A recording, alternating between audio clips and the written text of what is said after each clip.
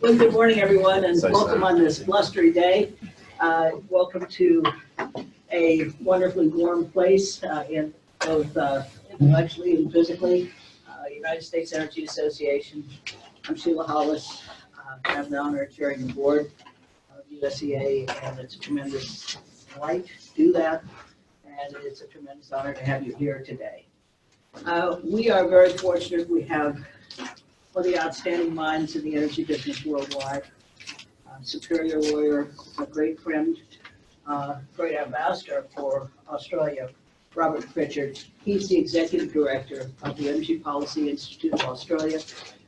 He is managing director of Resources Law International in Sydney, Australia. He is, in that capacity, both a consultant and he also represents the remarkable energy industry of Australia in many fora around the world. He's the founding chairman of the section of Energy and Resources Law of the International Bar Association and served for 9 years on the Finance Committee of the World Energy Council. I've known him for many years. He's one of the real emperors of the field of energy law worldwide. It's not just in the context of Australia. He's an editor of the book Economic Development, Foreign Investment in the Law, published by the IBA, International Bar Association, which is a huge organization and very influential worldwide. And he's the author of God knows how many publications in the field of energy and natural resources. He's a former member of the advisory committee of the Energy Transformed Research Flagship. And he is just one of those people, if you're in the energy business international, he's just a wonderful person to know. He's the type of person when you have an issue, you need an answer, not just on Australia, but worldwide energy issues. He's the person to call. As you know, Australia has many analogies to the United States and vice versa with respect to our mindset, some of the issues that we confront, the issues of indigenous people, issues of global climate change, and similar, a hotly debated political environment usually on one thing and another, but also we're fortunate to have a great friend both in Robert and also with respect to Australia in our international relationship. So, Bob, your turn at bat. Thank you.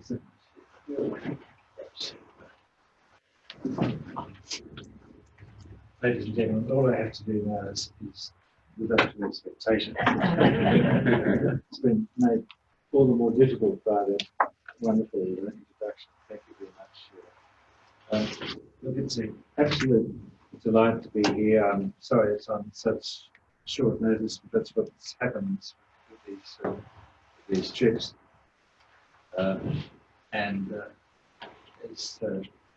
Sheila said, the Energy Policy Institute of Australia has a wide affiliate relationship with the USEA, and it's our most valuable international relationship. I'll let the cat out of the bag at the beginning. I'm going to be talking about the need for better energy governance in Australia and less political interference in the energy industry. That's going to be my message. So I'll do that at the beginning so that you don't sit there for the next hour or so wondering what I'm going to do. But first, a quick mention about the US-Australia relationship. I was here just a little while for the nominations we do for the Republican candidates for president, and had a conversation with Barry Worthington, the director of USEA. Happened to be actually outside the Department of Energy building, and I expressed some amazement that a person like Donald Trump, who had no track record in politics and who was known to be very provocative and very unpredictable in his position on so many subjects, could actually have a chance of winning that Republican nomination, Barry then gave me a little lecture about how nominees are considered and voted on, and assured me that it was quite possible that President Trump, Mr. Trump, could win that Republican nomination. And furthermore, that if he won it, he had a very good chance of becoming president.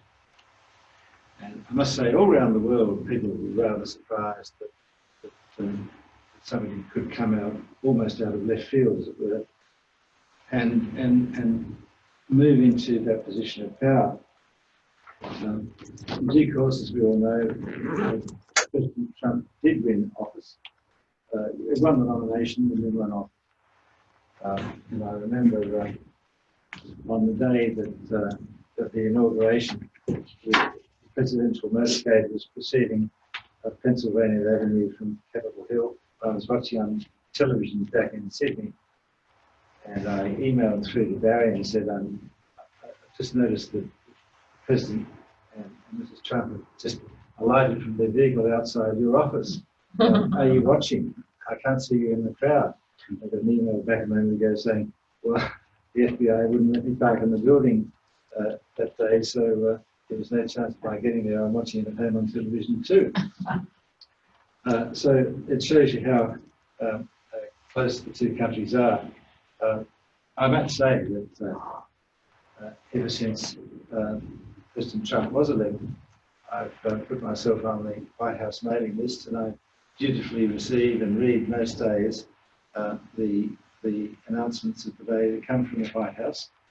And it's a very convenient, very efficient way of keeping track of where the country's heading and where the president's heading. So I do that on a regular basis. When I talk about the US presidency, but we in Australia have had our own challenges. We've had as many prime ministers in the last 10 years as I've had hot breakfasts. Even under the current government, the current party in power, we're under our third prime minister. And everyone was quite fearful that after this instability, or apparent instability in the party, that the party would lose power and the Labor Party would be swept in. And to everyone's surprise, the Conservative coalition parties were successful and rebuffed Labor, notwithstanding that had these changes in leadership.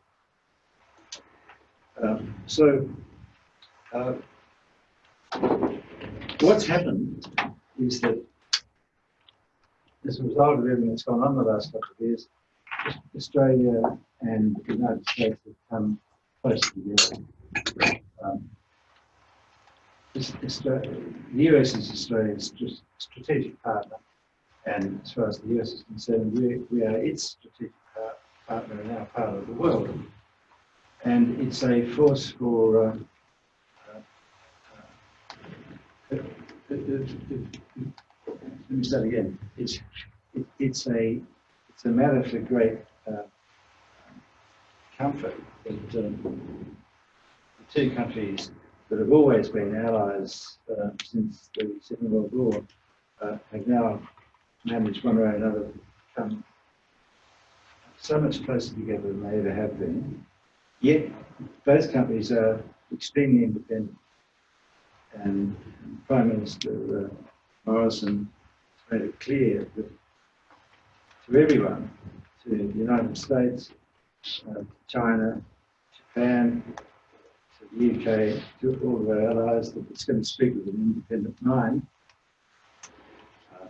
but that certain things are important to it.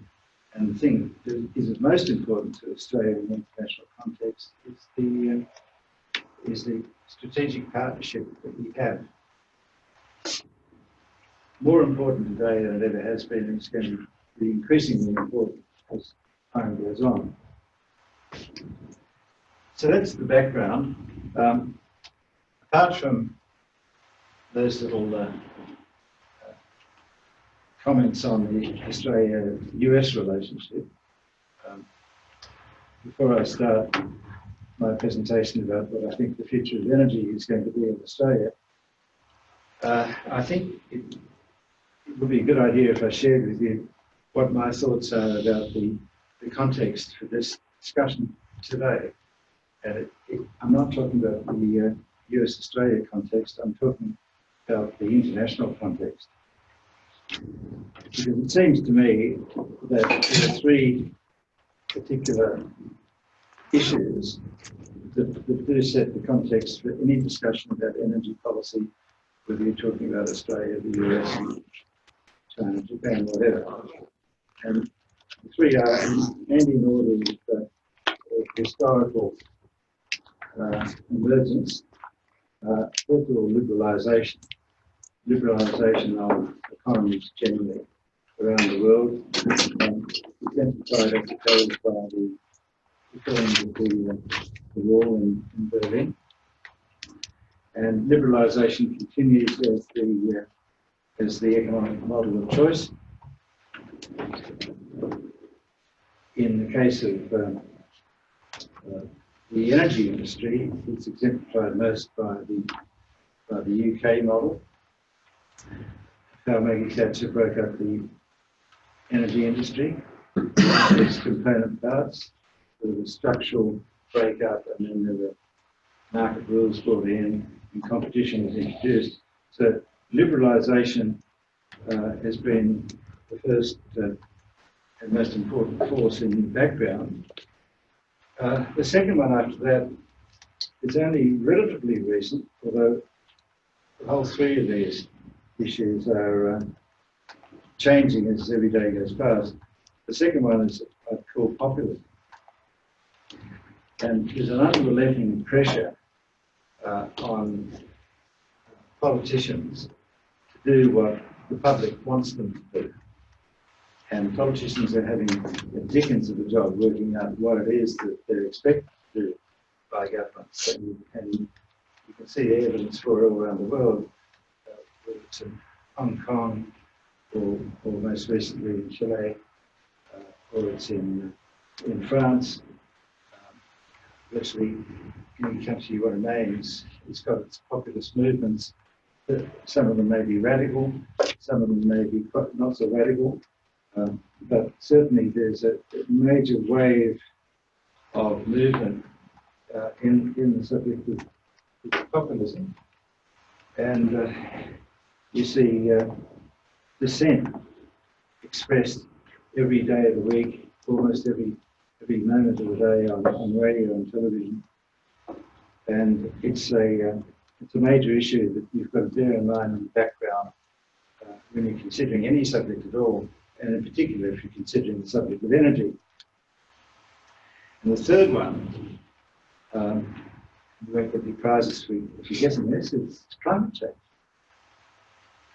And the climate change movement first became evident when the UNFCCC conference enacted the Framework Convention over 20 years ago. And as every day, as every week goes past, climate change in one guise or another becomes more and more apparent. So those are the three background issues that one has to bear in mind and must never forget when you're talking about energy issues. Because every issue has got to be looked at in the context in which it occurs.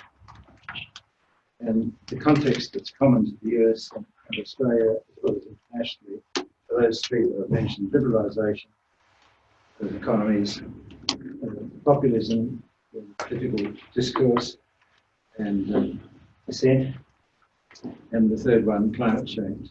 So having scared you with all that stuff, I'll talk to you about the future of energy in Australia. It's not all good, it's not all bad. So we start with the good news that Australia is now found a major trading partner which is more dominant as a trading partner than any other country before in the country's history, and it's China. And China's been building up its share of trade with Australia inexorably over the last 15 to 20 years. It's far and away the biggest trade partner.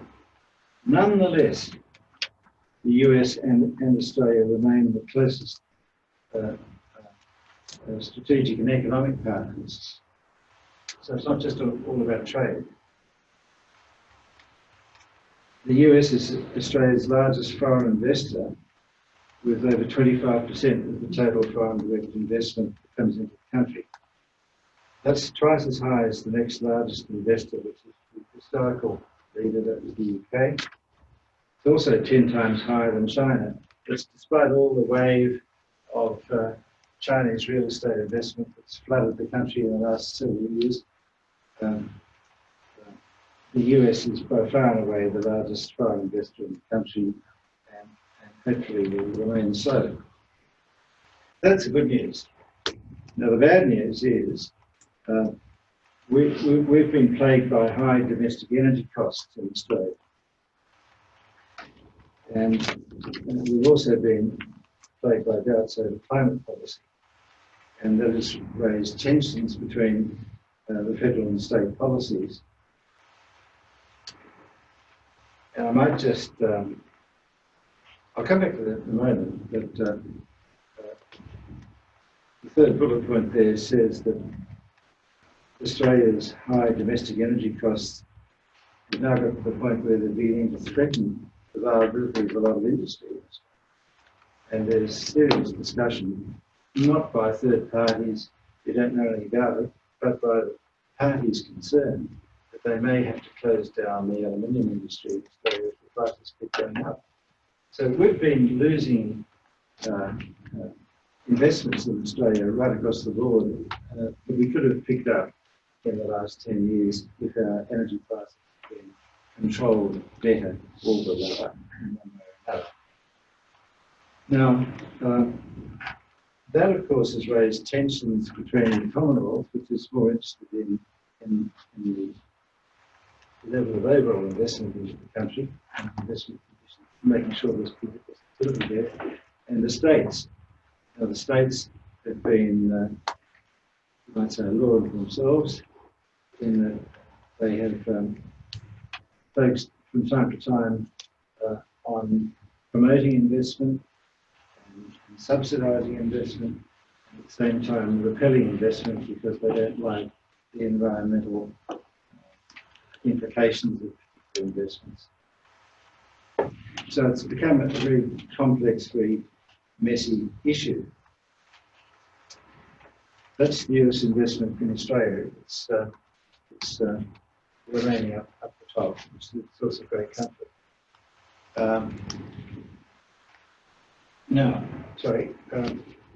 Australian investment in the US, on the other hand, not just one way. And it should be no surprise to you, but basically competitive energy prices in the US have been actually attracting Australian industries. So you've got a hollowing out of some of the Australian industries, and a lot of those companies have decided, well, we're going to go to the next best market they can think of, and that's the US. And some examples there that I've given. There's most obvious one, I suppose, is the Macquarie Group, the banking group. They've been very active in US infrastructure investment. There was an announcement just a week or so ago of a huge investment by an Australian pension fund into buying a big energy gas pipeline in the US with substantial interest in businesses that tapped into that pipeline or were served by that pipeline. And so there's quite a concerted and very obvious move from Australian companies that have outgrown the market and tired of high energy prices towards the US. At the same time, just as a very broad generalisation, all Australian companies have relied very largely, when they were raising debt, to rely on access to the US capital market, as other countries do. So that's another thing that is locking the economies closer together. And this is just a guess, but I think there's probably about 200,000 persons, US citizens mainly, who are employed by Australian companies in the US. So the economies are growing closer as time goes on. So that's the investment side of things. Now, you did come here to hear about energy. And I have to say that Australia is in a terrible policy mess with regard to energy. It's facing decarbonisation in the future, but it's without any agreed vision. We all know, as everyone knows in all countries, that by about 2050, that's the key date, 2050, the world is going to be in a position of decarbonising its industries, if indeed the assumptions that underlie the Paris Agreement are found to be correct. Hopefully it's not as serious as everyone thinks, but by 2050 we've got to get, we've got to get our house in order. And that's causing a lot of panic. I mean, you turned on the television yesterday or this morning, you'll see bushfires raging all over the eastern states of Australia right now, beginning of summer. They've been caused by a build-up of fuel in forests that have never been properly nurtured, and where they have had burn-offs in advance to prevent forest fires getting out of hand. And we are, and that of course has ignited not just the fire, but it's ignited the debate as to whether or not climate change is the cause behind this, directly or indirectly, short term or long term. It's similar to the situation that we've had in California. A lot of people are complaining in California about the alleged negligence of the utilities in keeping the power lines free of falling trees and vulnerable to forest fires. So we're going through that argument down under right now.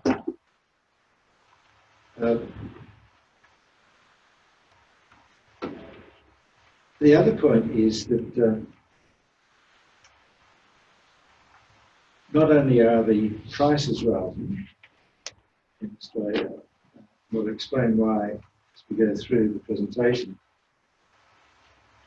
The power system itself, I'm talking about the electric power system here, is becoming unreliable for another reason, which is a technical reason, which is that there's been an increasing penetration of what I call weather-dependent renewables, sometimes called variable renewable energy, and sometimes called other things.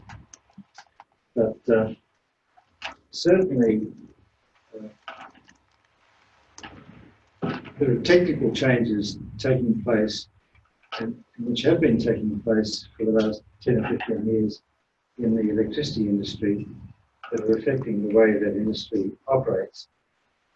And that in turn is having effect on prices. Now, everyone knows, and I agree with the proclamation, the price of renewables is coming down. It's remarkable how they've come down to, say, 10% of the levels they were a decade ago, or some other figure. It doesn't really matter what it is. The price of renewables has come down to levels where the renewables are now much more competitive than the traditionally cheapest form of energy in Australia, or cheapest form of fuel, which is, of course, coal.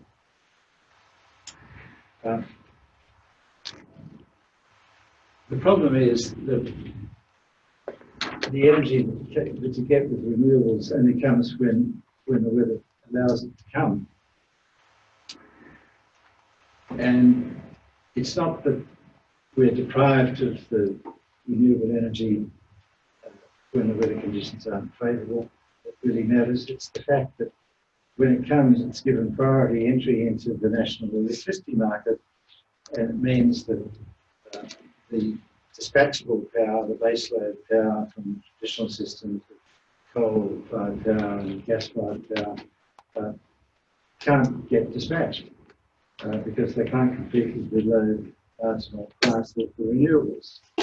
And so the result is that before they've actually reached the end of their useful lives, the coal-fired power stations in particular, finding they can't make a go anymore. They can't actually cover their operating costs. They're asked every day to basically not generate between about 10 a.m. in the morning and about 3 p.m. in the afternoon while the sun's shining, but as if it's shining that particular day.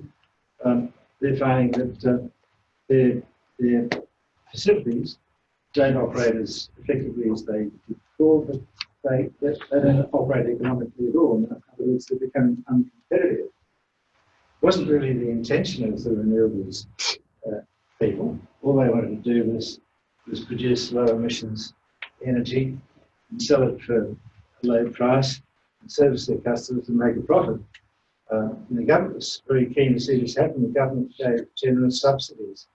So we've had this bombardment of renewable energy into the system, and you've had it here, and it's happening in every country of the world, but it's certainly happening to a very great extent in Australia. In one respect, on almost everyone's suburban roofs these days, you've got solar panels.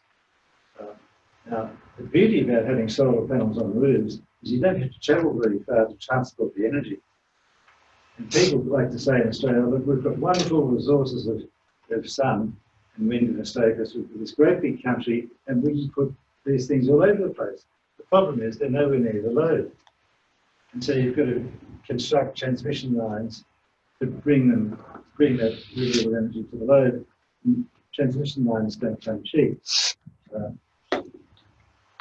Price in Australia is about $1 million per kilometre for a transmission line. That's 700,000 US per kilometre for a transmission line. So we can have lots of solar panels out there in the desert or very dry areas, sunny areas, but getting them to where the load is another altogether. So that's a mess.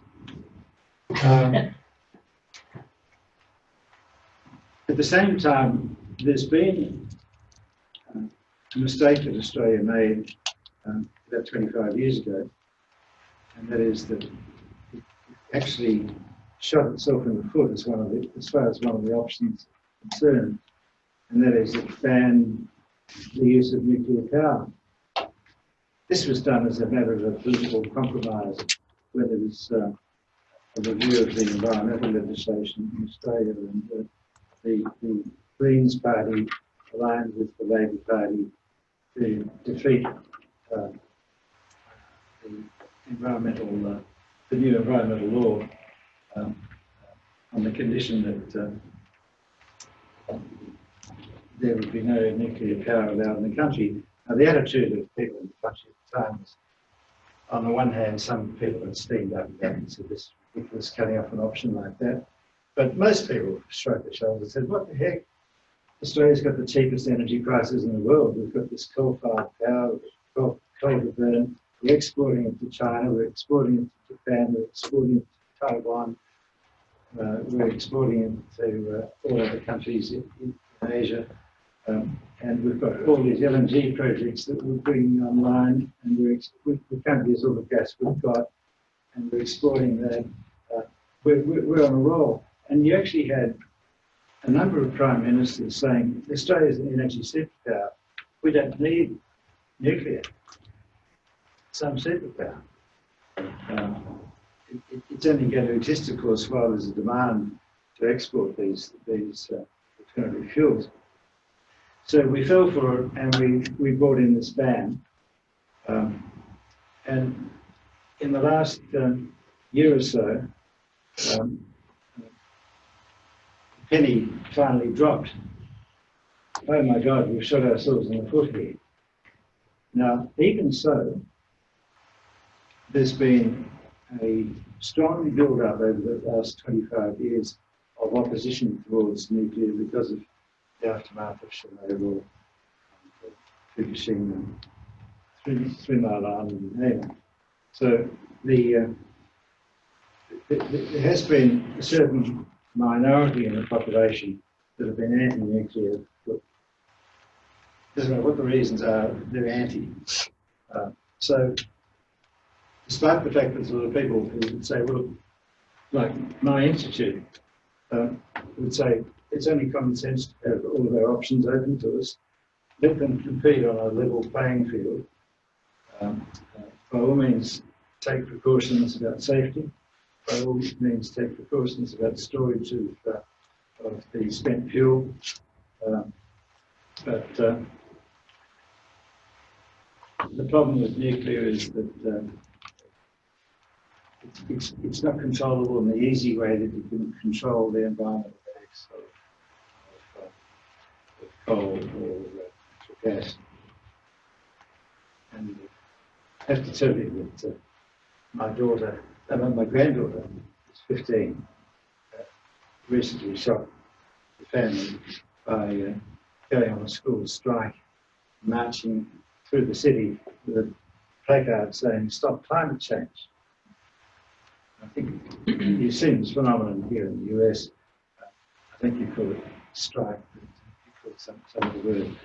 But in any event, when I discovered that she'd done this, I said, well, why, Sarah, did you do this? And she said, because I want to stop climate change. And I said, how are you going to stop it? I don't know, but we've just got to stop it. And I said, well, look, would you like to learn how to stop it? And she said, yes, please. And I said, well, as much as I hate saying this, why don't you drop history from your portfolio of subjects for your high school graduation and study physics? Why should I do that? And when I explained it to her, she said, maybe I should consider this. Now, I don't know what a final decision is, but that's the sort of conversation that's going on. And for every child like that, there's hundreds of others. So that's an example of how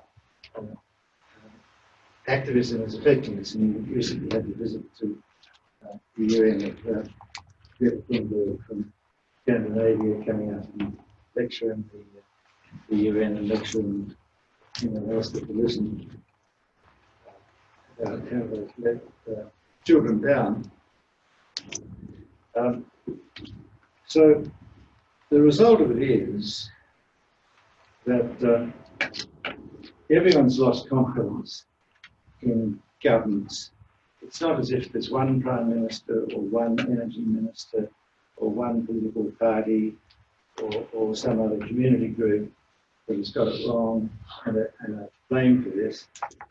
It's a very widespread phenomenon, and no one can be singled out for any sole blame. But the conclusion is, as I mentioned in the last point on the slide, we've got too many cooks, and there's too many recipes as to what should be done to make a new way of approaching things. We lack any national vision about it, although it does appear that the Paris Agreement, with its reference to the importance of the year 2050, is tending to focus the public mind on what the challenge is over the long term. But there's clearly a need for better energy governance. And in particular in Australia, we've got a problem that you'd be familiar with in the US. As we've got a federal government, that is, we've got states and we've got a Commonwealth federal level. You might say, well, what about it? The fact is that we followed in Australia the US model. When we adopted our constitution in the years before 1900, we studied the US constitution. We had delegations coming over here, and we had academics and others studying the US constitution closely. And they saw that under the US constitution, every state had sovereign powers, did so up until the time that federation occurred. And each one of those states made all the decisions that were relevant for its welfare and good government of the people within each state, their own police forces and the like. And what you did with the US Constitution is that you made a list of the powers that were going to be more efficiently performed by a federal government, and you explained what they were in certain precise words, and you delegated those to the federal government. And on you went. Well, we did the same thing. We've got a textbook we use at law school. Sarah, you remember a textbook called The Australian Constitution with US Analogues. That's the actual name of the textbook that we teach our kids when they first start at law school. So we followed the US system, and the result of this fights going on, or have been going on ever since, between the states and the Commonwealth, as to who's got the real power over the energy market, and what should go on with market rules and ownership of assets and that sort of thing. There is, of course, the obvious difference that we don't have a presidential system. Once you've had your election, we elect a cabinet, and we operate under the Westminster system, same as in the UK. And we elect a cabinet, and the cabinet then elects the Prime Minister. Whereas here you've got a very different system, and I've got to try and explain it. But nonetheless, this has been a real problem for us, particularly because we've taken a much more conservative view about the role of the federal government. The states always, from the beginning, have been angry with the Commonwealth at the way that it's got control and is constantly seeking to widen its powers over the states and over the economy at large. So that's led to a whole series of cases before our Supreme Court, which we call our High Court, but it's the same as your Supreme Court, concerning the limitations of what the federal government could do as distinct from what the Australian government could do. And you might say, well, what has this got to do with the energy industry and what the problems are at the present time? It's got everything to do with it, because at any given time, the political parties in control in a particular state are generally the opposite to what political party is in power at the federal level. And then, of course, it changes all the time, because we have elections every 3 years, usually. I would say usually, most governments have 3-year cycles. Some of them have 4 years. So you've got 6 states and 2 territories which were created after the Commonwealth was formed, and then you've got the federal government as well. So you've got 9 governments. So whatever happens in the energy industry has got relevance and implications for each one of those governments, and they can never agree. First of all, because, as I mentioned, it's a different party in power between the Commonwealth and each individual state, depending on how the cycles are working. Secondly, even when a government is in power in one state or in the Commonwealth, as the case may be, ministers are changing. In fact, even we have prime ministers changing. So we've had Abbott, we've had Turnbull, and now we've got Morrison is the Prime Minister's leading the same political party, but new Prime Ministers. Well, underneath each new Prime Minister, you got a whole bunch of new energy ministers, and then one state has an election and the political party changes power, and another minister with totally different ideas about energy and climate change come into office. And these people really have never been trained for this.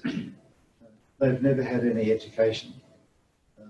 They've got into Parliament because they've been very active at a local grassroots level.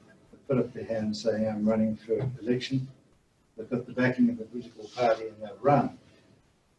Usually these guys are, and they're usually guys, not women, although that's changing gradually, I'm pleased to see. But usually they've been lawyers, or they've been political advisors, or a lot of them are economists. Not many engineers though, not many people who have had jobs in industry who haven't had to roll up their sleeves and get on with the job and fix anything. They're all people who've been really interested in politics, but haven't really understood how an energy industry ran itself, haven't really studied physics.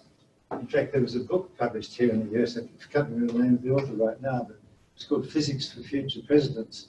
I'm sure if you Google that, Physics for Future Presidents, it'll pop up there. It was published about 6 or 8 years ago.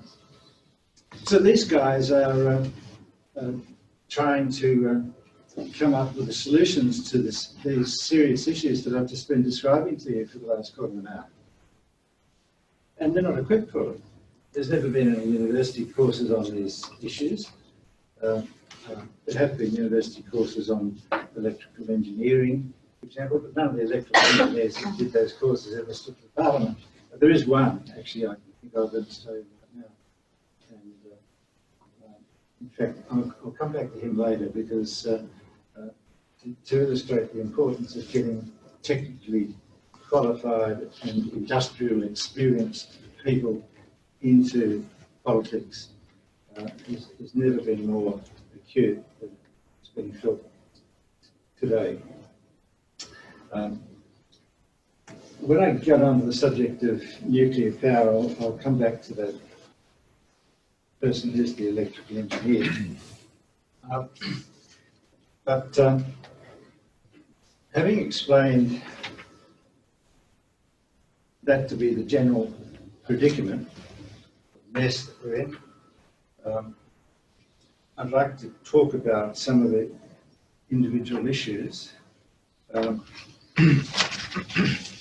First one is that it's become pretty well recognised now, and it's only been recognised over the last few years, that energy and climate policy are actually inseparable. Lots of people were saying, oh no, they've got nothing to do with each other. Energy is one thing, climate policy is another, and how they adjust is just a political settlement or something like that. Anyway, that idea has basically been pushed out the window, and people are now acknowledging that energy and climate policy are really parts of the same single subject. And nowhere is this more obvious than in the case of the Paris Agreement, because when the world came to Paris, they agreed, or the representatives agreed, that the 2% target, or limiting the increase in global temperatures 2 degrees, should be a target that is should be achieved by 2050, or otherwise we're in deep trouble. Whether you accept it or whether you don't, that is the majority consensus. And there's no real point really arguing whether or not it's 2050 or it's some earlier time or some later time. And there's no real point arguing about all the different angles you can put on the individual arguments to determine who's right and who's wrong. The reality is that the consensus is there, the global consensus is there, that we need if we're going to limit the temperature increase by 2 degrees to have achieved the target of net zero emissions by 2050. And ideally, it went on to say, we should try and keep it to 1.5 degrees. And then on the other hand, if you weren't going to do anything about it, you're going to likely do end up with increases of in the order of 5 degrees if you do nothing. So this has been a bit of a shock to lots of people.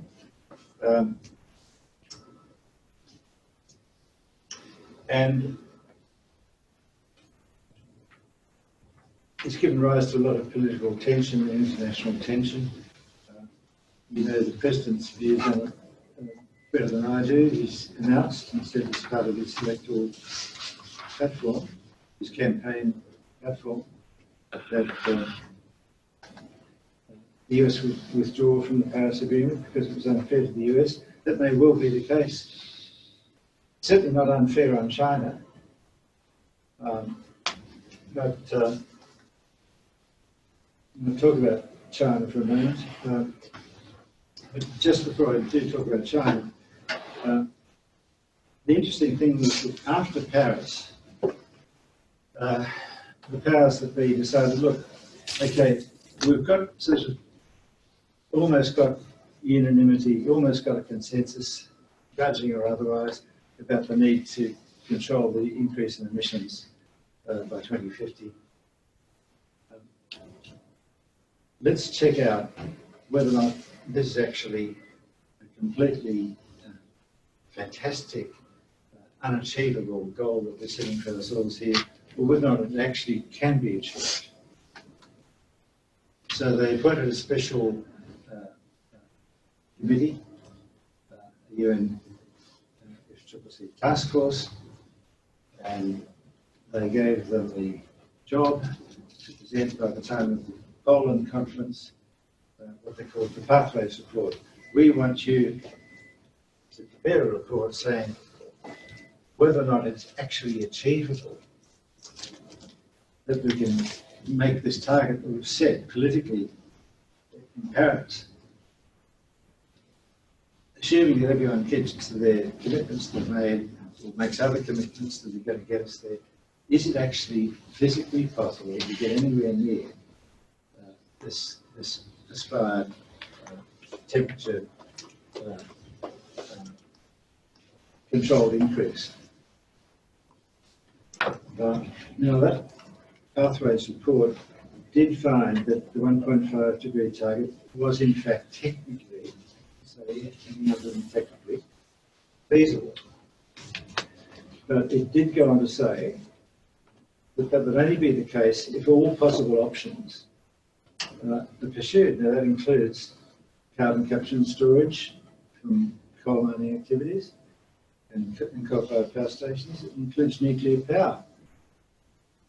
So there we have a UN task force saying you've got to open this up to all options if we're going to have a chance of getting it. So even if there may be room for alteration of what is the actual target and what is the target date, there needed to be an all of the above approach towards controlling emissions reductions. When I read the Pathways report, the first thing I did was look and see what China did and what China had to say about it. I noticed that China nominated one of their people as a member of that expert task force. His name was Jiang Kejun. Now, Jiang has been to the United States many, many times. He's been to my country many times. I've got to know him. And as soon as I saw his name on this report, I contacted him and said, Jiang, you've been involved in this report. We would love to get you down to Australia and talk to us about the conclusions and where China stands. So So we set up a conference, suited him. We held it last February. And down came Jiang, and he had us spellbound for the time of his presentation. And he explained quite matter-of-factly the fact that China's not making the promises right now, but that it acknowledges that by 2050 we've got this serious problem on its hands and it's everywhere. And went on to explain how it was that China was going to actually pull its weight. I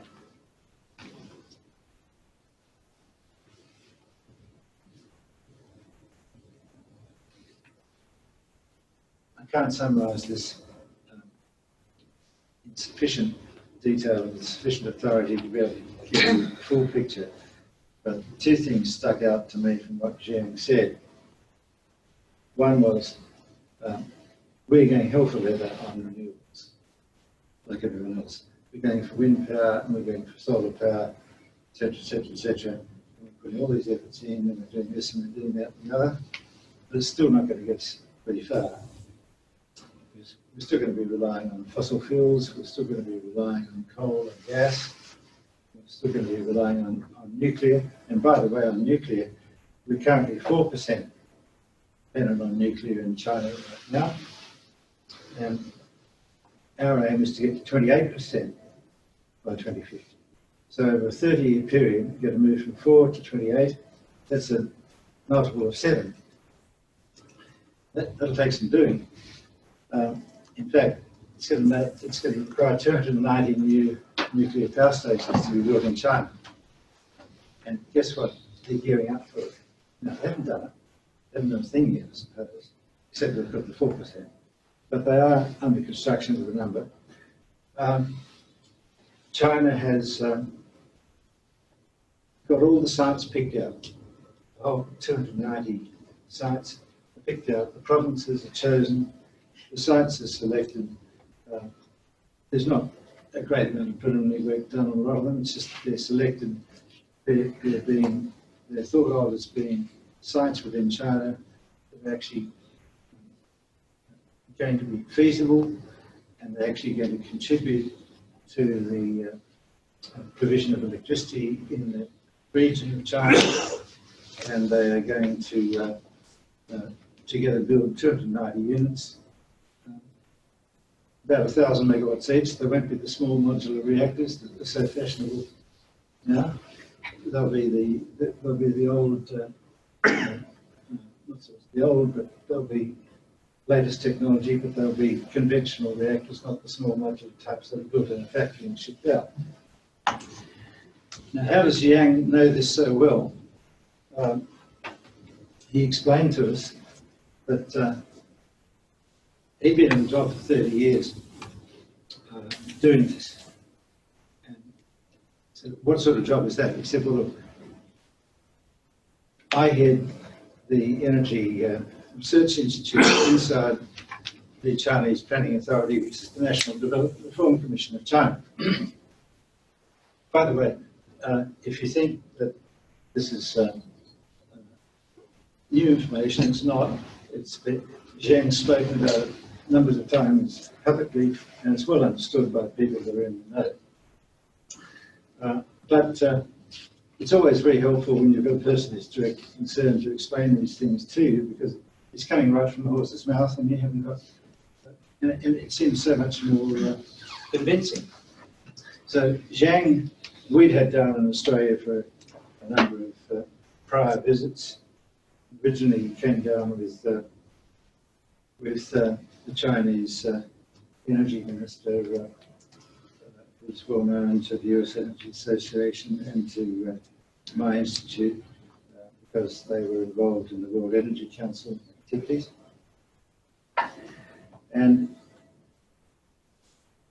in his previous visits, Zhang had talked about the importance of China going green and building wind power generators and building solar generators. And in those days, that even China, certainly China, wasn't putting the weight on these concerns about climate change that we all do today.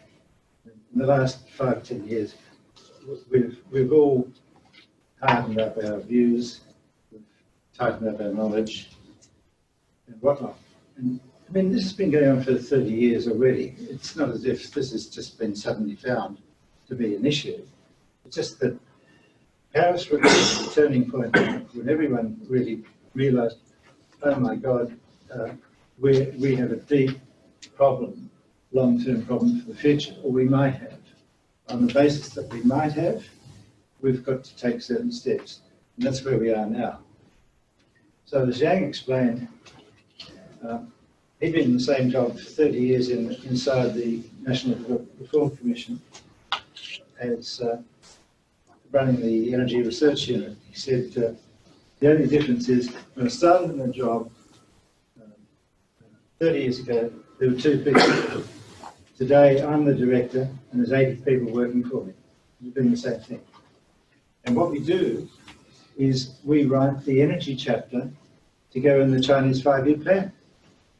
That ultimately is our task. That's our duty, and that's the role we're expected to perform.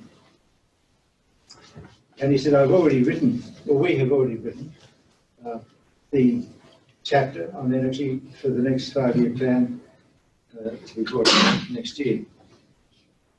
So he said, we've sent it upstairs, and we've already started the process of getting the draft back with red pencil all over it, and ask us to explain this and explain that, explain something else. And this is part and parcel of the way in which we develop our policy. That's how we develop our policy. We don't have debates in the House and people having slanging matches in front of each other. This is how we do it in China.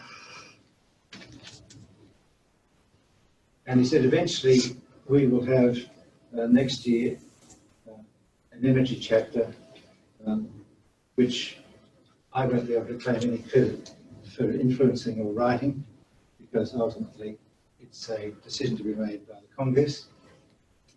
And we don't have individual responsibility for documents and policies. In China, we have the party policy, but this is how we get there. So we were pretty pleased at that because we got to understand how China was approaching the problems.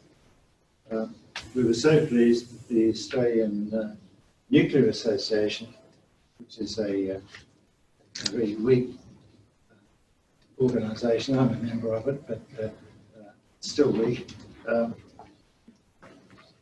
because it's organisations of individuals. We don't have a nuclear industry in our country, so we haven't got a strong body to speak up for the nuclear industry. But they approached me a couple of days after Jiang had talked at our Energy Policy Institute conference and said, oh, that guy Jiang was terrific. Do you think we could get him back here for our annual meeting? And I said, oh, I'll ask him. So I flicked him an email, and over the years we've got to know each other pretty well, and he responds almost as fast as Barry Worthington does. And gets to the point. So down came Jiang a couple of weeks ago and gave the same presentation to a different group of people. This time, however, there's a whole bunch of politicians came along to our conference. Never shown any interest in coming before. So they had the opportunity of talking to him about it. So that's a little bit of a deviation in the presentation to talk to you about what China's doing. But I hope, like me, you find it interesting to think about how other countries are coping with a problem. Everyone is different, every country is different, and there are arguments going on in Australia, and there are arguments going on between the states in Australia and the federal government about what we should be doing and how we should be doing it and how fast we should be achieving it. So that is an explanation of what we're doing with energy and climate policy, or how we're approaching it, not what we're doing. while all that's going on, there is a technical trend that you're all familiar with as I am, that is the trend towards electrification of motor vehicles. We're going to move away from fossil fuel vehicles to electric vehicles. It's only a question of how long it's going to take us to do that. One of the big oil companies, namely Shell, has announced this year that they are going to move into electrification, and they've announced quite publicly that they've figured that they understand oil and gas markets and even coal markets to some extent, but mainly oil and gas markets. They understand it perfectly well. They understand the international market. They understand markets in domestic economies. And that's their business. Supplying energy and managing risk, managing security of supply. And they think that they have built up a large multinational organisation, which they have, which has got competence in risk management, energy risk management. And they've used that simple logic to justify a move into electricity. So they've set up an electricity subsidiary in the UK. And then last month, they made a bid to buy out one of the electricity retailers in Australia. And they came in with a bid above the prevailing stock market price. And the sellers snapped it up straight away and said, okay, we're very happy with that price. You might have had to wait for another 5 or 10 years to get the price up to that level. You can have it. So Shell now into Australia as an energy retailer, not in a huge way, but in a significant way.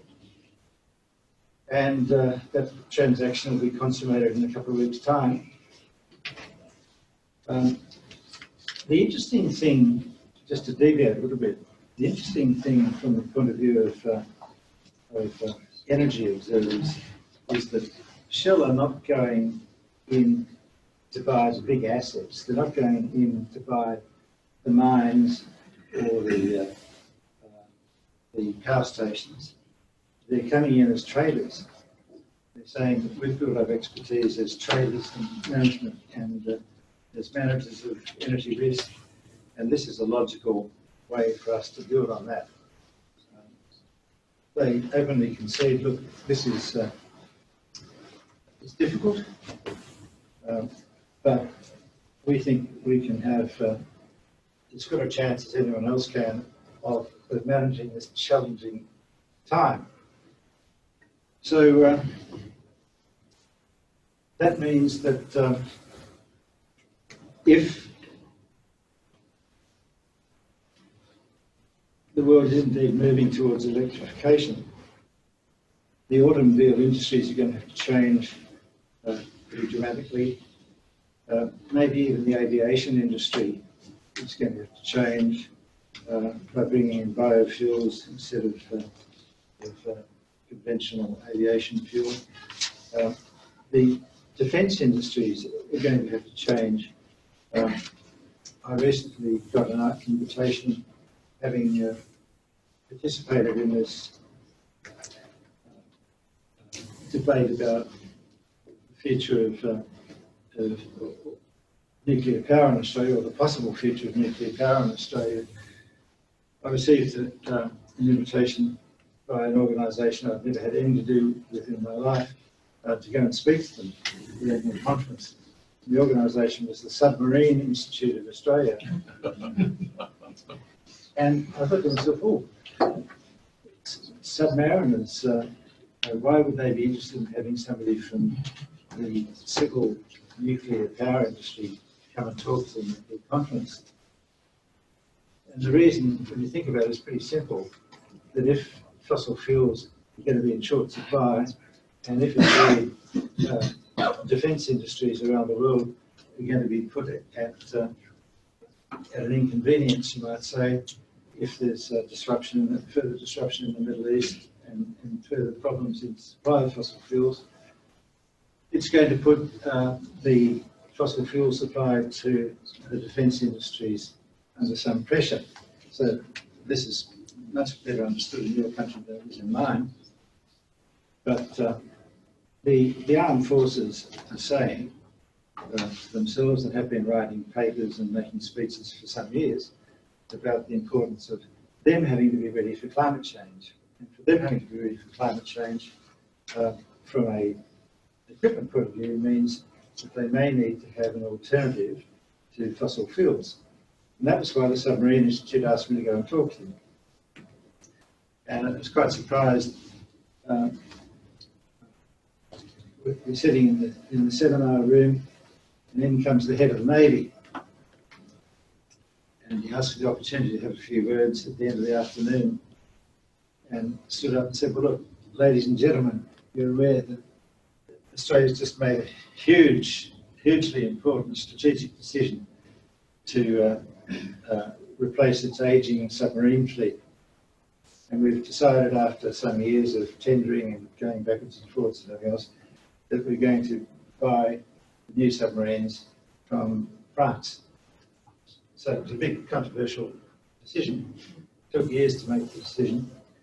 And what they also said, and listen to the stupidity of this, they said, but France, we don't want you to give us your nuclear powered submarines. We don't want nuclear propulsion. We want diesel. So the head of Navy stood up and said, the government's made the decision to bless us with this billions of dollars of new underwater defence assets for our Navy to prepare us for the defence of our country in future years. And we've got a country with the biggest coastline in the world and the biggest maritime area surrounding it of any country in the world. And we've made this very important decision after careful thought that we're going to put in diesel-powered submarines. The first one's going to be delivered in 10 years' time, and then they're going to roll out on a 2-year basis after that until we've got the full complement. And he said, I would be derelict in my duty as the head of Navy to say that we don't have an obligation to study very closely what the technological developments are in the field of energy propulsion. And if it transpires that for one reason or another, diesel fuel is not the ideal fuel, we will be wanting to consider what our response is to that. I mean, what else can he say? He can't say, I'm the head of the Navy, I decide, not the government. But that's the way he looks at it. And it's all very sensible, they should. So that was the reason why the Energy Policy Institute of Australia got its first invitation ever to the Submarine Institute, and they can put out a book on it next year. But I mention it mainly because it's an indication of how, if we're going to move away from fossil fuels, what are we going to move to? And how is it going to be supplied, on what terms? And what is every other country doing? What's the US doing? What are the Russians doing? What are the French themselves doing? All these issues come up. So the short point about all of this is that the question of energy supply is an issue that transcends the energy industry as we've traditionally understood it. It's incredibly important for our aviation industries, transportation industries, and particularly our defence industries. Now, there's another issue that I'll come back to a little bit later, and that raises the question about whether or not our export industries in Australia might be facing curtailment in the future. Well, this is pretty damned important to Australia because we rely so heavily on our coal exports and our LNG exports. Our leading international position in both of those fuels is what has prompted numbers of prime ministers in Australia to repeat what now we look at a little bit jokingly as an indication that Australia is an energy superpower. I mean, it is so short-sighted and so indicative of the absence of knowledge, and the absence of education, the absence of life experience, and the absence of industry experience on our politicians, that they should call through all these years, Australia an energy superpower when we now find ourselves in deep poverty.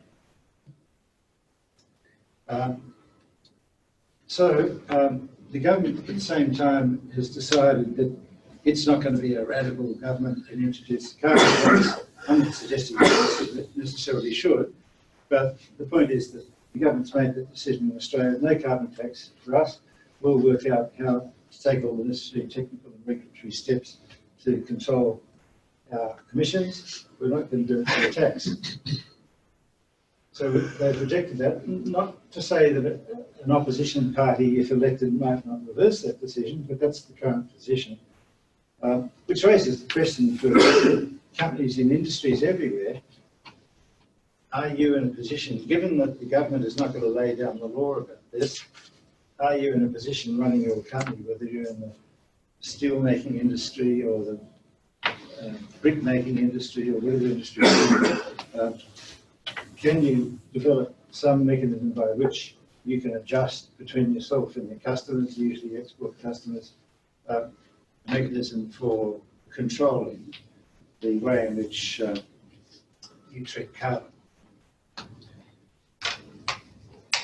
Now, electricity, everyone's favourite subject. Here's a situation which is really quite, I think, scandalous is the best word I can think of. To see what we've done with our electricity market. We have established in 1998 a national electricity market. Up until then, the states used to run their own power systems. There were a couple of interconnectors between two of the states, but fundamentally they were pretty separate, autonomous systems. When they wanted to trade power from one state to another, they would only do so in circumstances where, say, the power in one state was, say, X dollars, and the power in another state was Y dollars. And they'd say, well, look, your state is supplying, it's got surplus power and you're supplying it to yourselves at a low cost. You can sell that to us at a higher cost and we'll split the difference. And they used to have these negotiated schemes for trading across borders, all pretty clumsy and rudimentary, but that was the way power was traded across borders, whether you were talking about interstate borders or international borders. Nothing like as sophisticated as the power system of today. So now I get back to this dichotomy we have in Australia about the conflict or the tension between the Commonwealth and the States. It was realised in 2013 that we needed a specialist energy council of the Commonwealth and the States to be established to take charge of this, take it by the seat of the pants and drive it forward.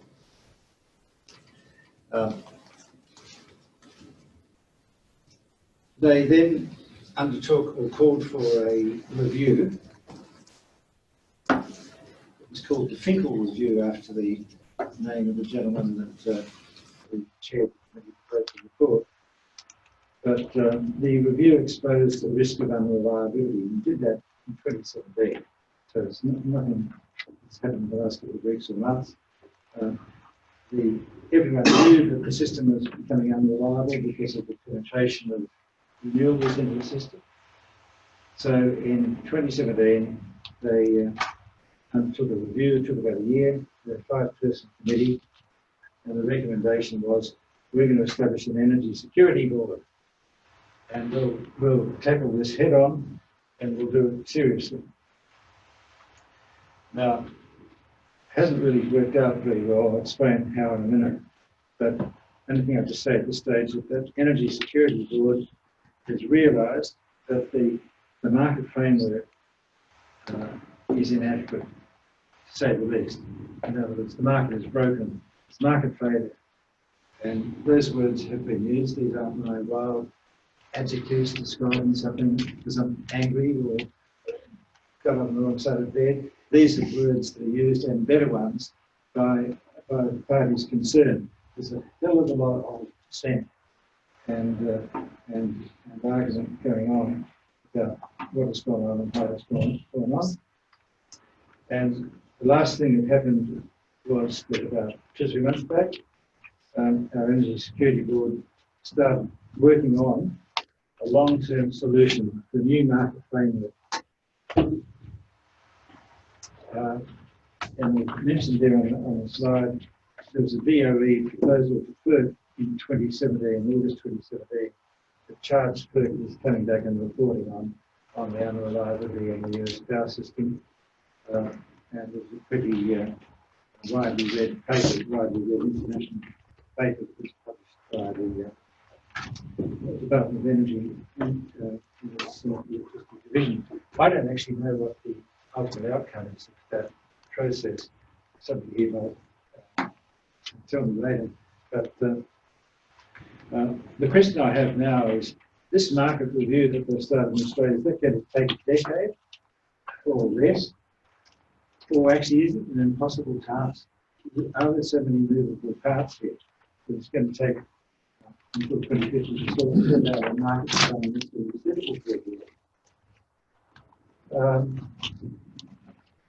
Some months ago, we contacted Barry Worthington at the US Energy Association, and one of my directors came over here and had a thought, and this is something we'll be pursuing further.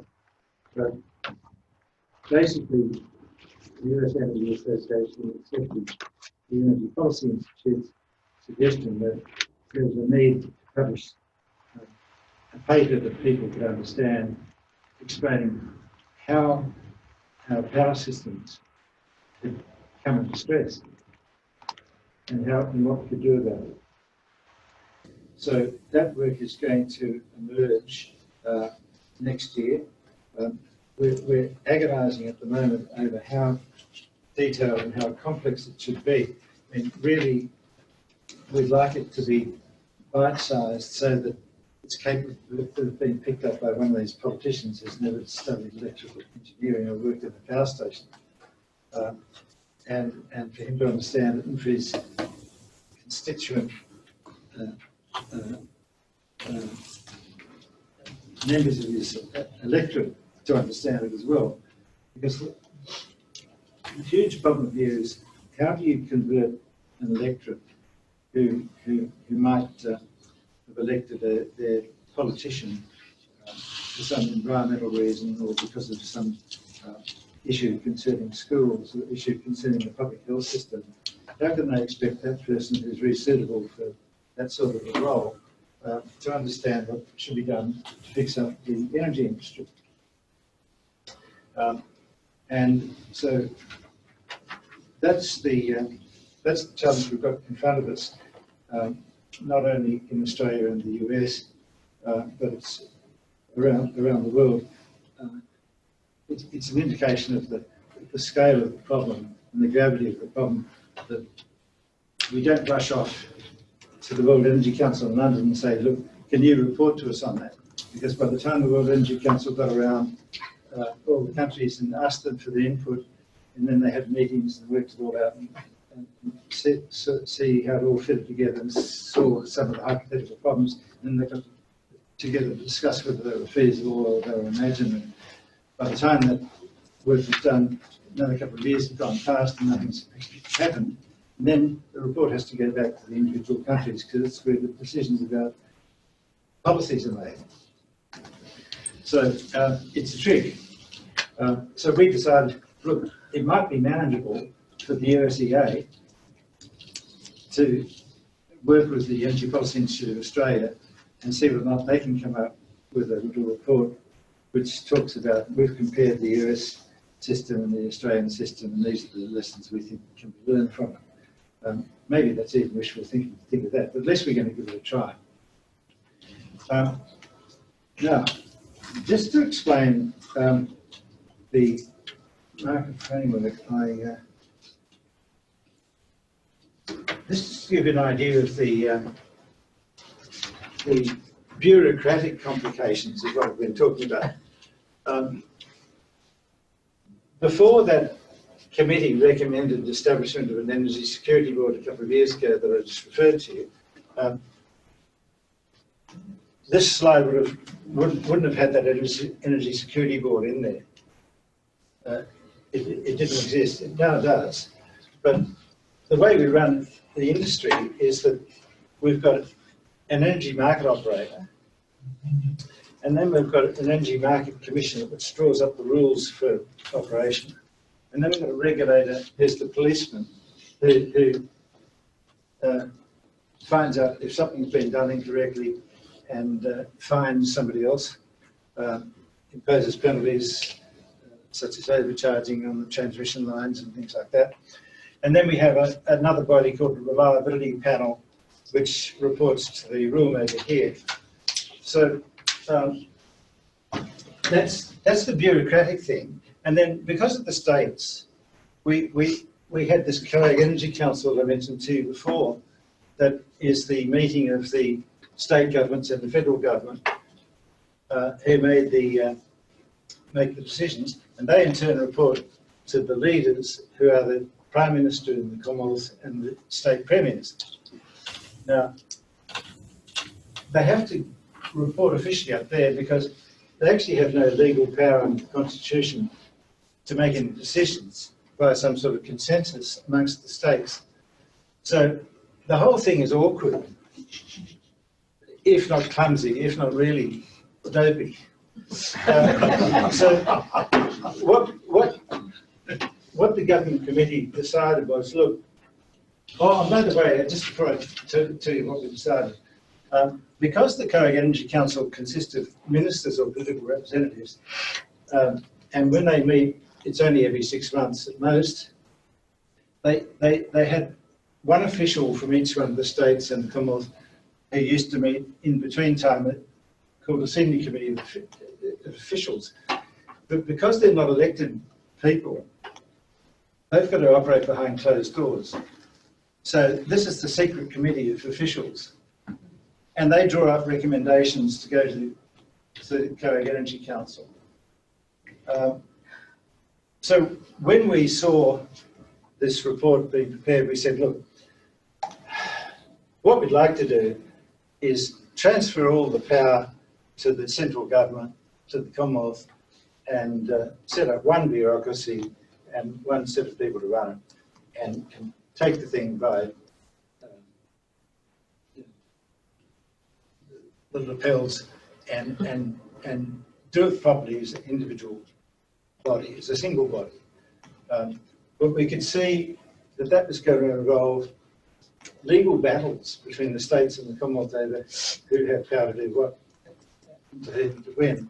So we recommended, not as if it was only our idea, but we did recommend get an energy security board to come in and at least take over the control of the bureaucratic level. And so that energy security board would, in a sense, make up in a practical fashion for the gap in the collaboration that ought to have been taking place. Now,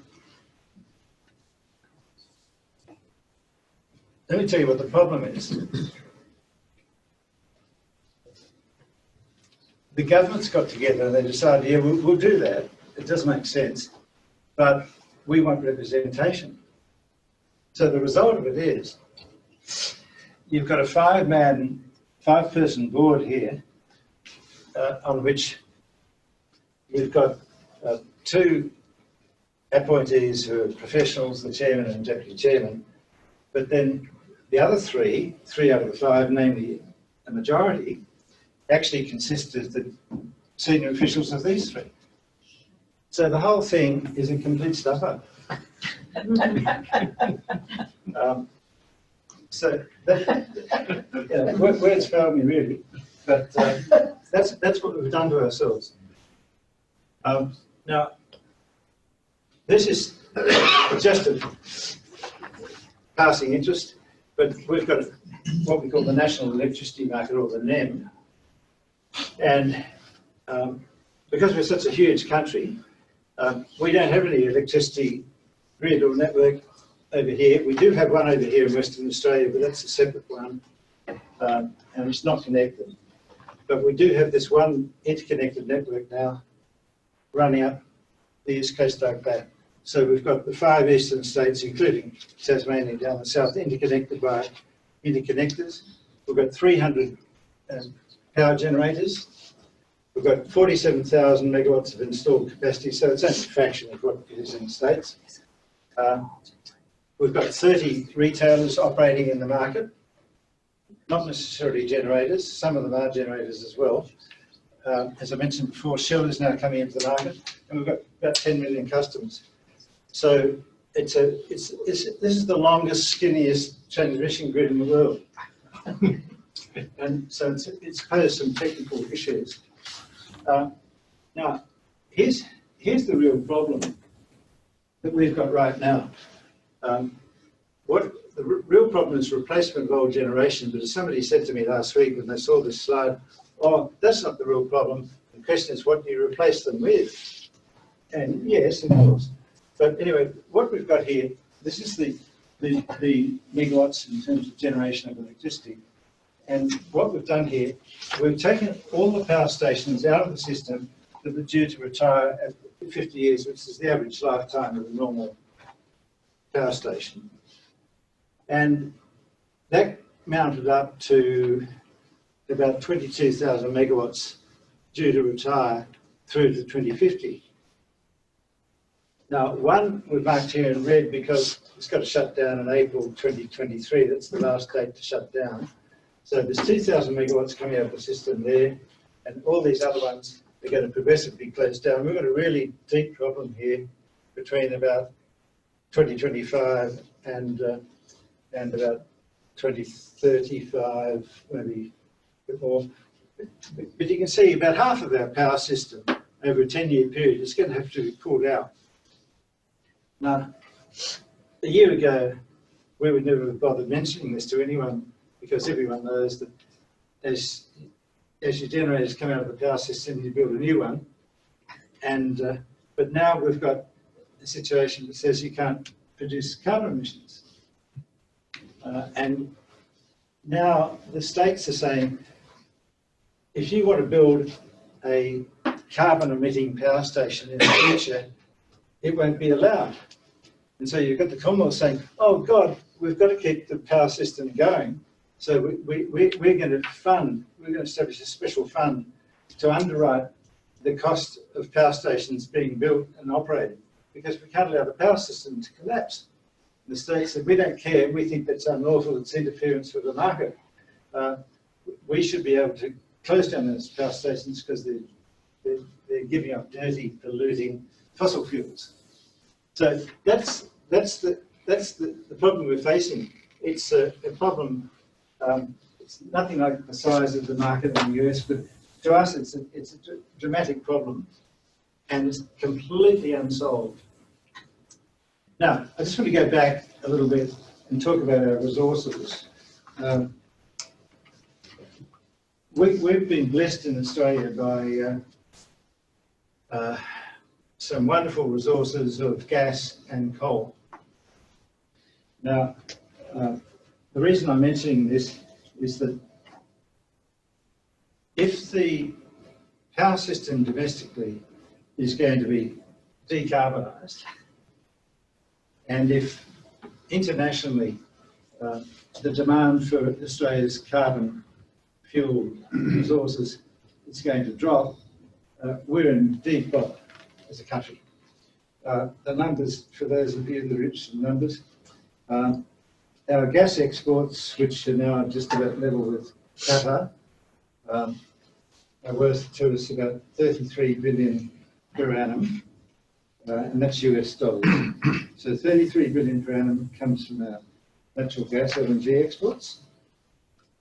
Our coal in US dollars is larger than that. It's about 45 billion per annum. These are very round figures, but look, there's about $80 billion of export products from our coal, which is high quality coal, and by comparison with international supply and our LNG industry.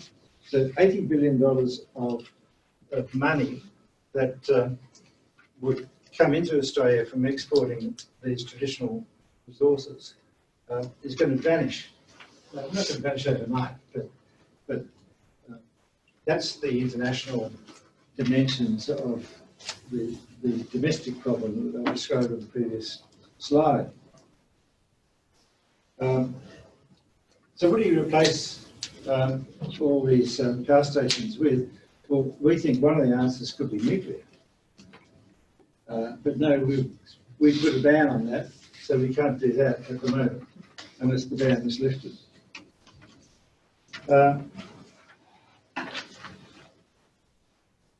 Just on nuclear, as I say, it's the only low emissions energy form that doesn't depend on the weather. And actually, you could put nuclear right around Australia and eliminate all generation emissions when it's coupled with renewables. So it is a solution. We're not suggesting it's the only solution at all, but it is a solution to the climate change problem in that it will give off virtually negligible emissions, and that's why there's this renewed interest on a worldwide basis, and we would like to be part of that. As to what's happening in terms of getting there, is that we've been looking at these new technologies developed in the United States mainly, small modular technologies.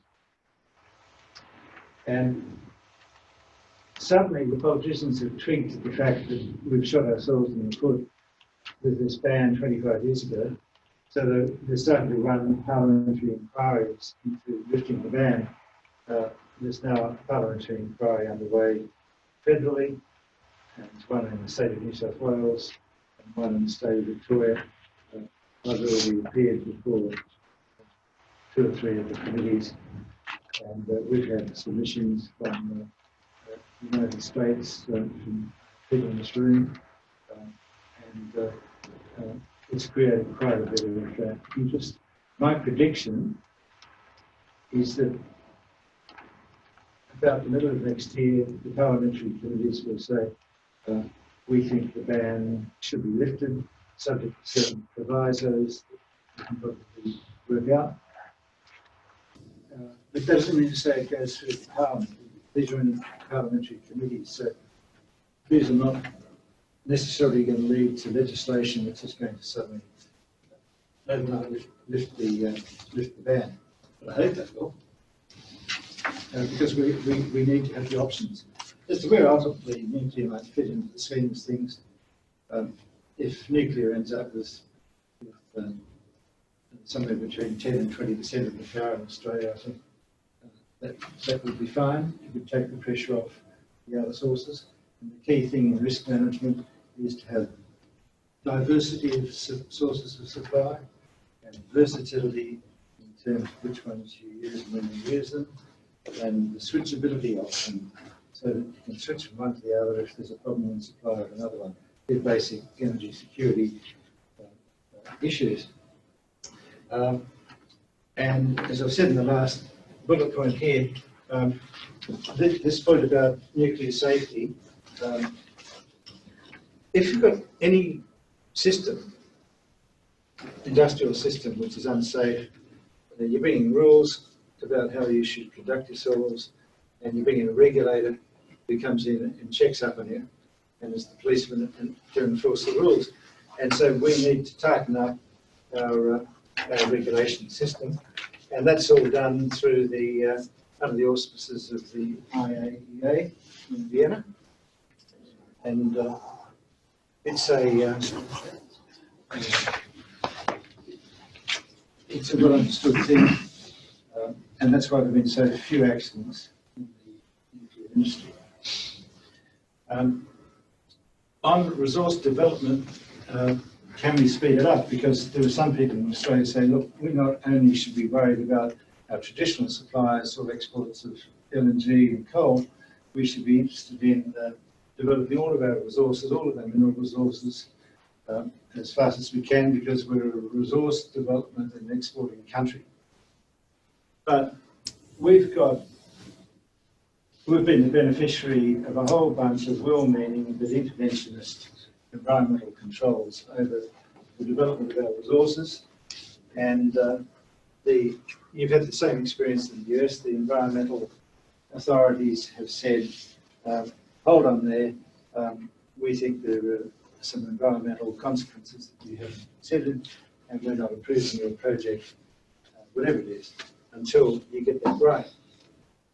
And so here's the current Minister for Resources, Senator Canavan, this year. The Senator can re-establish unity on Australian resources. That means the states and the Commonwealth have got to stop fighting with each other. Then we can inject the capital we need. In the meantime, we can't. And as I say, that's our view. This isn't something that can't be solved, but it's not a question of money. It's money to burn. We've just had our major pension funds in Australia undertake a big report into why it is that all the accumulating buckets of money that have been generated from compulsory superannuation out of employees right around the country, how we can put that to better account. At the moment, the pension funds are looking at this thing and say, well, not only never are we investing in this industry, it's unbankable. Unbankable. So I'm not talking here about something that I'm panicking about or is controversial. We've had a major study done by all of our pension funds saying, what the hell is going wrong here? Why isn't industry coming forward and saying we've got a great opportunity for investment in something and offering it to us? And they're not doing it. Why? And the answer is, well, everything I've just been talking to you about for the last hour. There's this crazy situation where we don't have unity on our resource development. So this then makes you think, well, is it just us in Australia? What's going wrong here? And so the point that the Energy Policy Institute would make, and the conclusion I'd leave with you, is that we have a need for better energy governance. This committee of officials that meets behind closed doors and the meeting of the ministers themselves that only meets once or twice a year is clearly inadequate. I mean, no one could govern well under those arrangements. And so the question then is, assuming governments don't sort it out, because they've spent the last 10 years trying to sort it out and failed, what can industry do to sort it themselves? Is there anything that we can do? Now, this is the big challenge today that we're faced with. I've got to go back to my country and to my members and my institute and say, maybe we should be drawing up our own set of rules with the pension funds and taking to the government saying that's what we're doing. If there's a law in the way, change it, but we've got to sort this out and make Australia a better place to invest. So that's the question I would leave you with.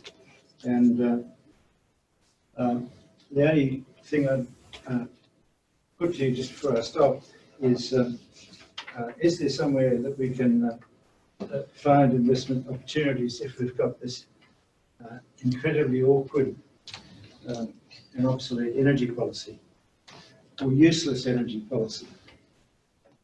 And what you've got to do is go back to basics and say, well, where are the growth industries? Is electricity still a growth industry? Maybe. Is carbon reduction of itself a business opportunity? And is that could that be a growth industry? If so, how do you manage the risk in these industries? If you can't rely on the government to set the rules and make a welcoming environment for investment, how do we manage the risk? How do we go ahead, despite all of our best endeavours, and avoid being closed down by subsequent political change? Can we diversify? Can we vertically integrate? That's what's happened in Australia to some extent already. They've had some of the retailers who've been worried about price variability and volatility. They've gone into the generation business and said, well, we're going to own a couple of power generators so that we can, in a sense, trade off the risk with the generators and buying our power against the issues that we have in selling it. And how do we find the places to go where we can operate with the necessary infrastructure, either the hard infrastructure, the physical facilities, or the soft infrastructure, in terms of maybe if we can find one state out of the 6 states and 2 territories that's especially hospitable, maybe we'll all go there and we'll just put a pipeline out or a transmission line out and send it off to the other states. If we can just find one government that we can deal with. And how do we find people who understand the problems, who are compatible with us, who are competent, who are ethical and incorruptible, offering access to all their trade secrets? How do we do all those things? So there's so many issues to deal with. I can't begin to describe them. But all I can say by way of conclusion is that we're open to ideas from elsewhere, and especially from here. Thank you very much.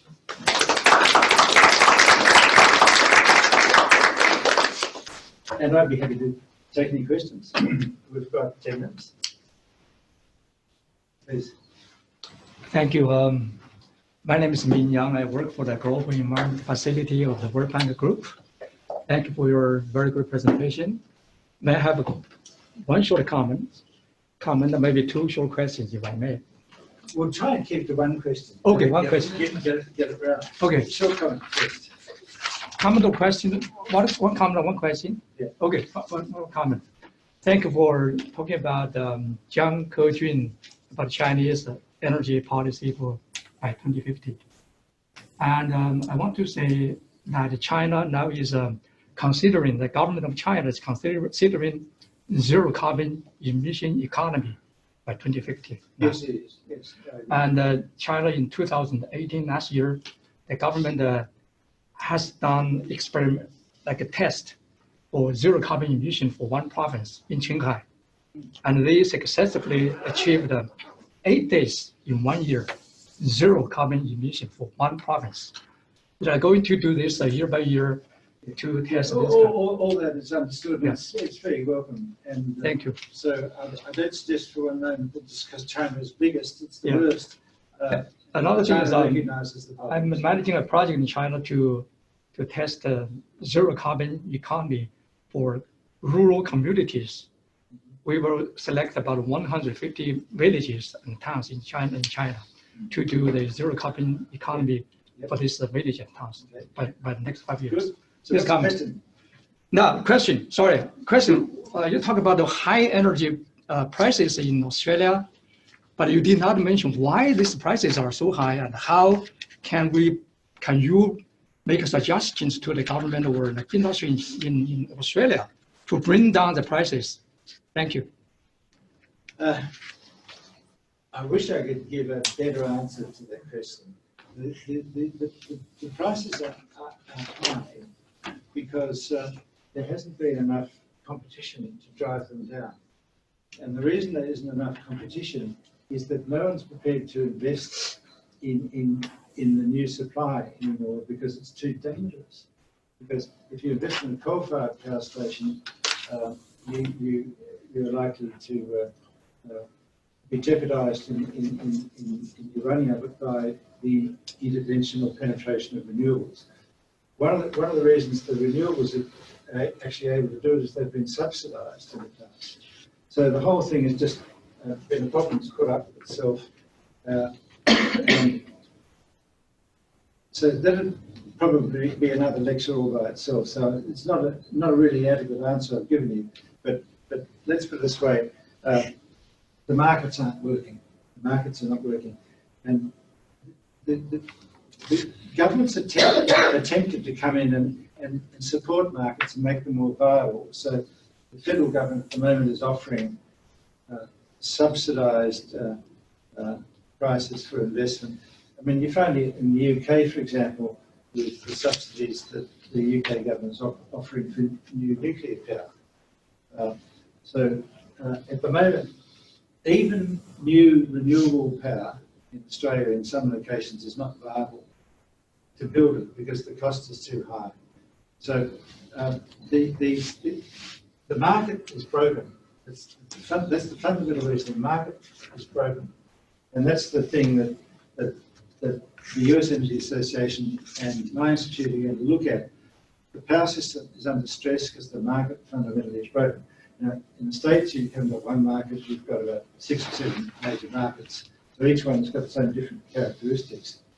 But now that people are realising the consequences of this, they're all looking at what all the possible answers are and what the explanations are. So we've reached a really important stage in world history where there's been so much money, so much effort put into renewables that it's actually destabilised the system, made it unreliable and made it unaffordable. So that's the system. We've created that problem ourselves. Sorry. Thank you. Could you talk a little bit about natural gas in Australia? It was a year or a little more, I guess, now back that where there was a concern about shortages of natural gas, and while your exports were surging, and now there's even talk about importing LNG into the eastern part of Australia. It seems very confusing, but it's easily explained. In Indonesia, for years, they've been exporting LNG and they've been importing it from other islands into the Indonesian archipelago.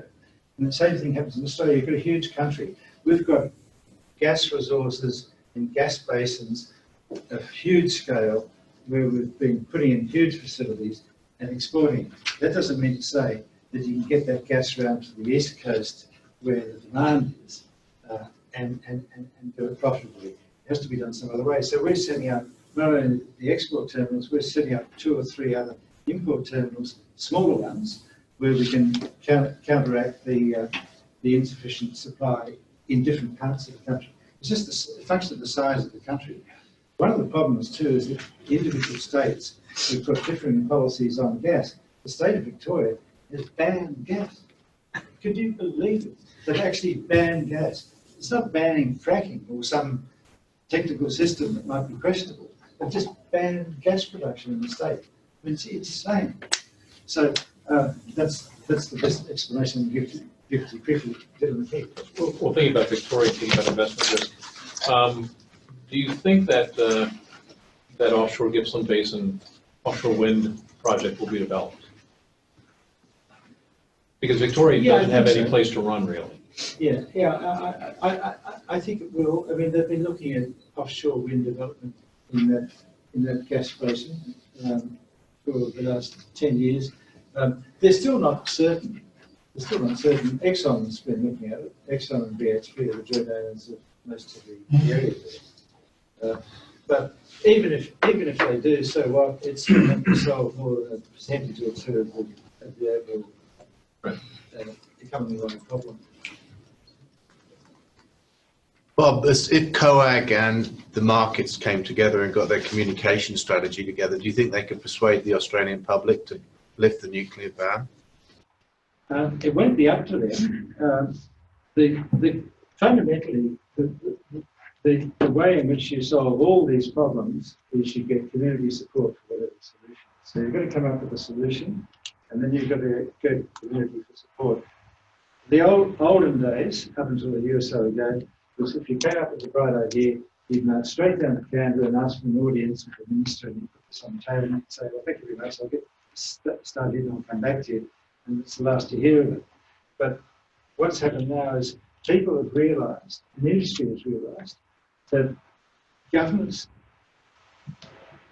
don't know what to do.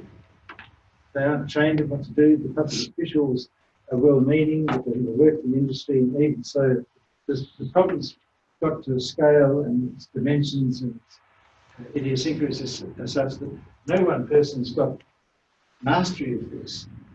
So it's going to be up to industry, and I hope that our institute's going to play some part in this. It's going to be up to industry to come up with its solutions, not march down to the minister with representation or a lobbyist in tow to persuade the minister what to do. It's going to be up to industry from now on to say, well, Hill, the politicians can't manage this. It's too difficult. It's too multifaceted. There's too many moving parts. We're going to have to come up with some nationally appropriate solutions that we as an industry think are doable. And then we're going to have to sell it to Canberra. But we won't sell it to Canberra until we've got the community behind us on it. Because Canberra will say, well, what is the voter going to think about this? So underneath the whole issue is the criticality of community support for whatever the solutions are. When you say community, do you mean a local state community? Do you mean, I mean, obviously if industry is the circuit breaker, then how does it get that support? It's always a good question. It's the most challenging question of all. How do you get an industry, how do you get a community to back something? Now, it's a big ask. Now, we're actually attempting it right now with nuclear. You've got parliamentary inquiries going on, but I can assure you that whatever positive note that they might put in their report, it's going to be a requirement that they go back and undertake a process of national and statewide as well as local community consultation before the project will go ahead. So it's a new way. It's a new requirement of how to make political decisions. You can't go to the politicians anymore and ask them to sort it out because it's beyond them. That's the fundamental point that we're making here. It's gone so far that we can't fix it. Sheila, just one minute. I'm Elliot Roseman with USEA. So you started off your talk, Bob, by talking about one of the fundamental changes and forces, and one of those was liberalization. So I guess the question that I have is, does liberalization work? Is there a balance between the market and regulation we can find? I mean, we're struggling with this in the US too. There's many different models. But is there not some balance that we can find between allowing market forces to operate, but also having some oversight, some control, some policies that are in place? And if you did, it would seem to me as though that would provide the confidence for new investments and for new technologies potentially, because there will certainly by 2050 be a lot of new ways to generate electricity. You hit the nail on the head before Sheila comes up to the we'll finish on that. The answer is not yet clear. I think we could have an entire lecture talking about all the various lectures. So that's the short, inadequate answer. But there's a lot of discussion around the world about among people who know a lot and obviously who don't know a lot about whether or not capitalism's failed, whether the technology's failed, whether the democracy's failed, all these things. So we are at a crucial turning point in global history where we have to look at these things afresh. I hope that the today might help you sort of move in that direction. Sure. Well, Bob, that was an extraordinary tour de force.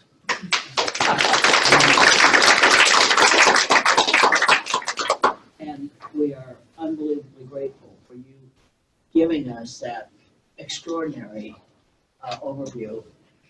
And we all have about 100 more questions.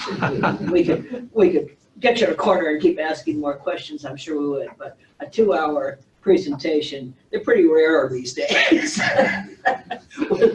without taking a breath. It's extraordinary, and we are deeply, deeply grateful to you for your gift of your brain, your experience, your friendship with the U.S., and your worldwide visionary presentation. Thank you so much.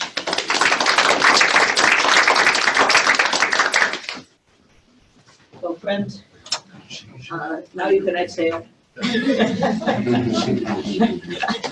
I'm going to try not to grab Robert and ask him a ton of questions. So thank you all for attending.